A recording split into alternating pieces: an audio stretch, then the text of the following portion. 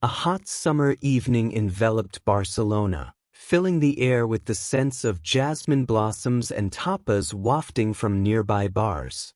Leo, a young architect, watched mesmerized by the dance of the stars over Park Güell. He was looking for inspiration for his new project that could reflect the beauty and harmony of the place. He spotted her sitting on a bench in the light of Gaudi's mosaic lantern. Elisa was doodling in her sketchbook and a soft smile played across her face.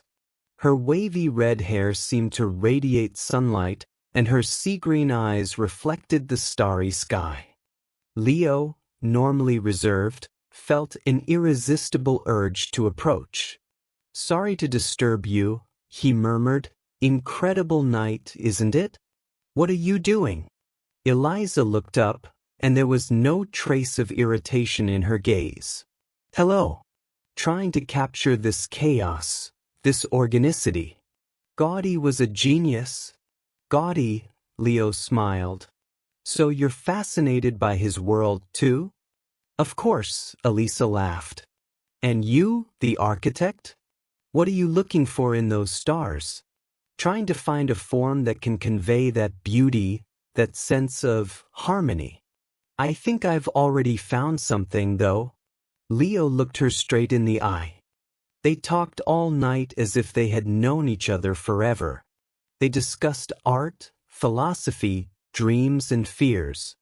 Leo talked about his desire to create buildings that would not just be functional, but inspiring and harmonious with their surroundings. Elisa shared her plans to become an artist to express her feelings and emotions through color and form. As dawn began to color the horizon, they realized they had met a kindred spirit. "I don't want this night to end," Leo said, a little timidly. "Neither do I," Elise replied with a gentle smile. "Shall we do it again tomorrow? Tomorrow, and every day after that?" Leo suggested with hope in his voice. Elise laughed. "Sounds like a promise." The following months were like a never-ending holiday. Leo and Elise were inseparable.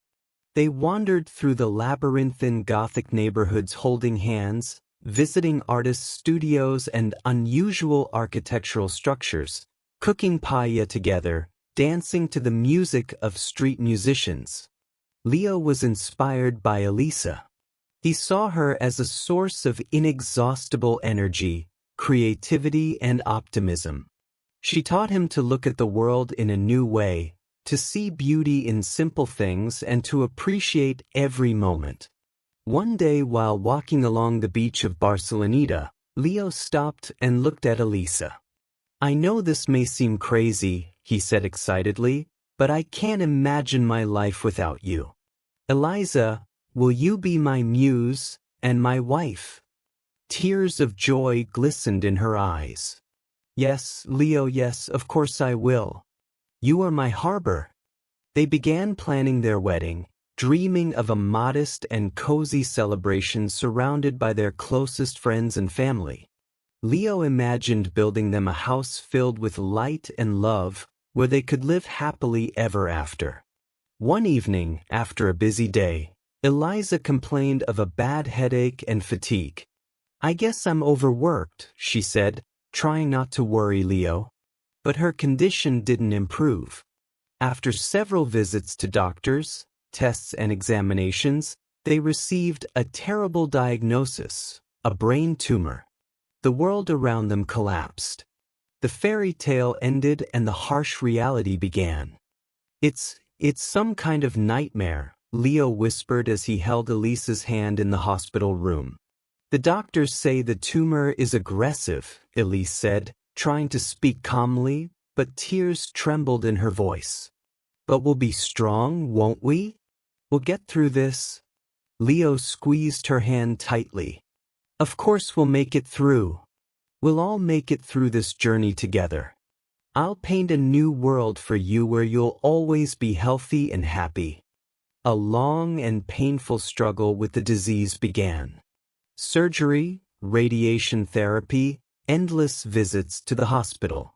Elise was losing strength, but her spirit remained unshaken.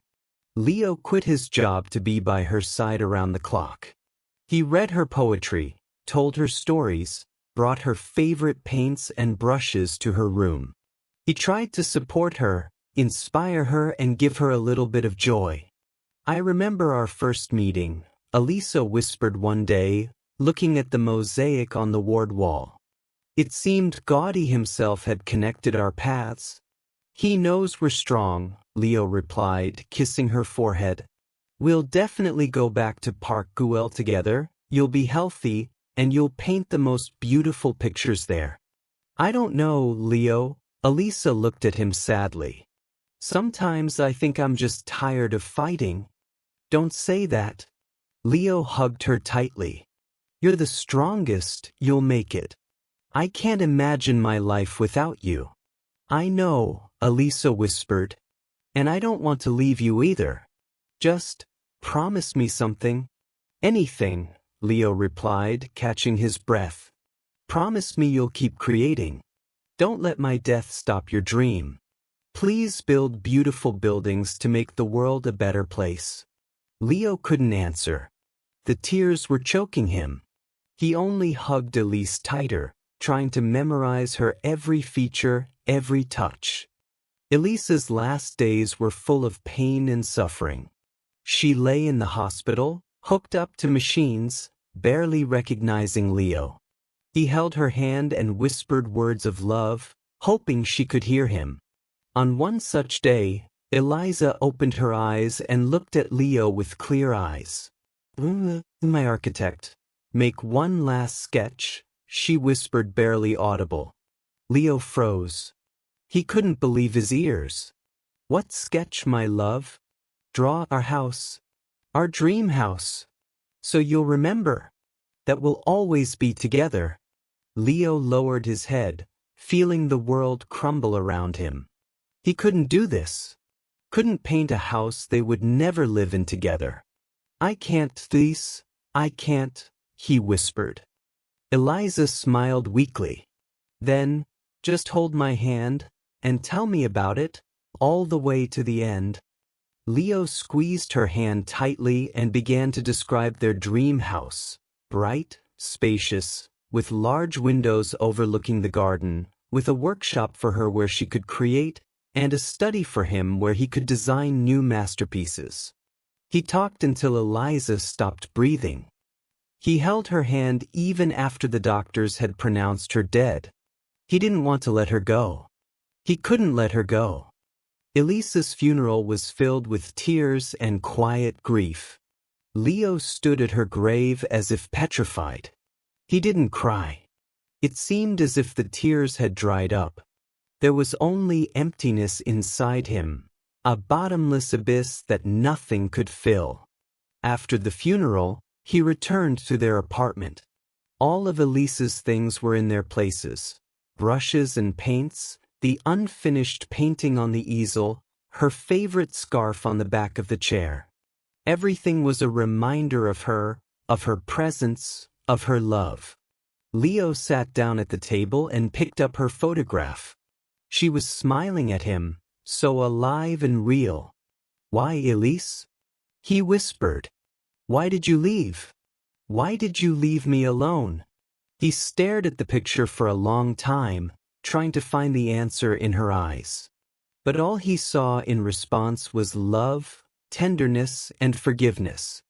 Leo had come a long way before he could start creating again.